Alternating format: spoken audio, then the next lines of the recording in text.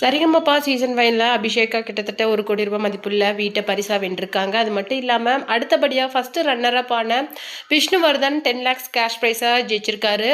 அதற்கு அடுத்தபடியா தன்வி வந்து 3 lakhs கேஷ் பிரைஸா வின் பண்ணியிருக்காங்க. அது மட்டும் இல்லாம கேஜி டைல்ஸ் சார்பா சுமன் ராஜோட ஃபேமிலிக்கும் கிட்டத்தட்ட ₹3 லட்சம் வரைக்கும் அந்த ஒரு நன்கொடை அப்படிங்கிறது அவருக்கு கொடுக்கப்பட்டுச்சு. ஏதாவது சுமன் ராஜோட தாத்தாவுக்கு. அது மட்டும் இல்லாம இன்னும் ஒரு அதிசயமான ஒரு விஷயம் நடந்திருக்குது. அதுதான் ஸ்ரீனிவாஸ் வந்து கண்டஸ்டன்ட் வேர்ஜாவுக்கு பண்ண விஷயத்தை தான் இந்த வீடியோவில் நம்ம டீட்டெயிலாக பார்க்க போகிறோம்.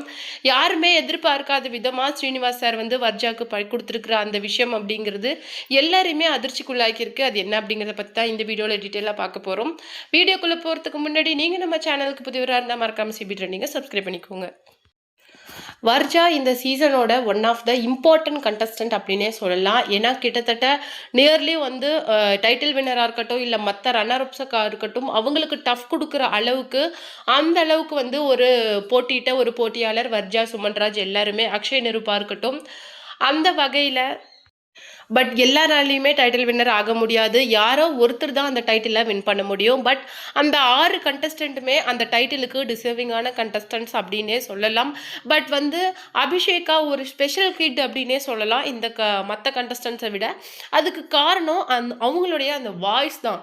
ஒரு பெரிய பாடலை கூட, அதாவது இந்த வயசுல இந்த பாடலை பாட முடியுமா அப்படிங்கிற ஒரு கேள்விக்கு கூட பதிலாக முடியும் அப்படிங்கிற மாதிரியும், அதை ஒரிஜினல் வேர்ஷனை விட ஒரு படி மேலே பாட முடியும் அப்படிங்கிற மாதிரியும் பாடுறது அப்படிங்கிறது சாதாரண விஷயம் கிடையாது. அந்த மாதிரி ஒரு விஷயத்தை தான் நம்ம அபிஷேகா பண்ணிட்டு இருந்தாங்க. அதன் மூலமாக இந்த சீசனோட டைட்டில் வின்னரும் ஆயிருக்காங்க. அந்த வகையில் நம்ம வர்ஜாவுக்கு வந்து ஒரு சர்ப்ரைஸான விஷயத்த நம்ம ஜட்ஜ் ஸ்ரீனிவாஸ் சார் வந்து அமைச்சிருக்கிறாரு. அதாவது இந்த த்ரூ அவுட் ஜேர்னி, அதாவது இந்த 3 மாசமா இந்த சீசன் நடந்துட்டு இருக்குல்ல.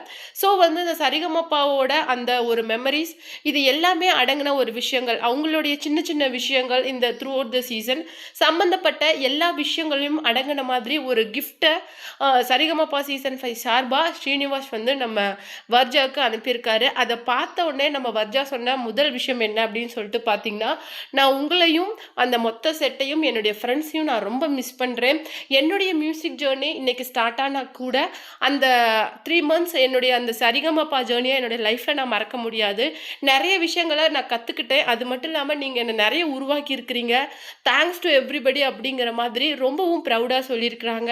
நான் உங்களெல்லாம் ரொம்ப மிஸ் பண்ணுவேன்.